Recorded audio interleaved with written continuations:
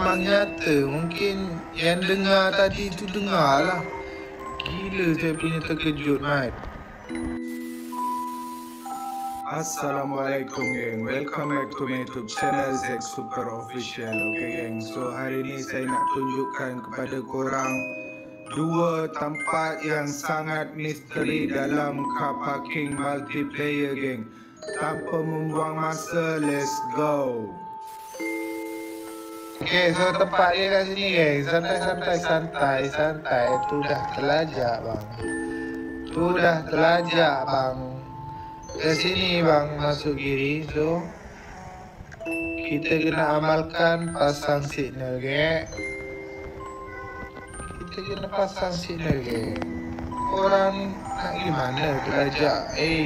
Orang suruh follow, orang tak nak follow. Itulah makan dia. Okay geng, so tempat ni geng, wih mat. Kalau kita tengok tempat ni pun dah, tak ada penghuni langsung mat. Bayangkan. Ini yang paling seram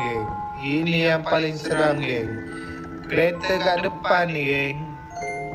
Inilah kereta, kereta pula, sorry.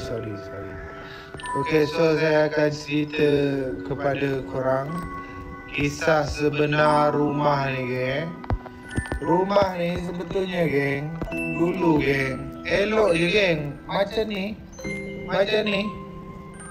Dia warna putih. Tapi selepas kejadian tu geng, rumah ni jadi macam ni geng. 2 biji ni geng. Ni rumah suami dia, tu rumah isteri dia geng. Okay, so nak dijadikan cerita geng, sebetulnya rumah ni geng, sebetulnya asal dia macam ni geng. Macam ni, rumah biasa macam ni. Tapi lepas kejadian tu geng, ini rumah bomoh geng. Bayangkan, ini adalah rumah bomoh yang dibakar. Yang dibakar oleh penduduk, jiran-jiran dia lah yang bakar. Sebab apa? Dia bomoh geng. Bomoh ni bukan bomoh biasa-biasa geng.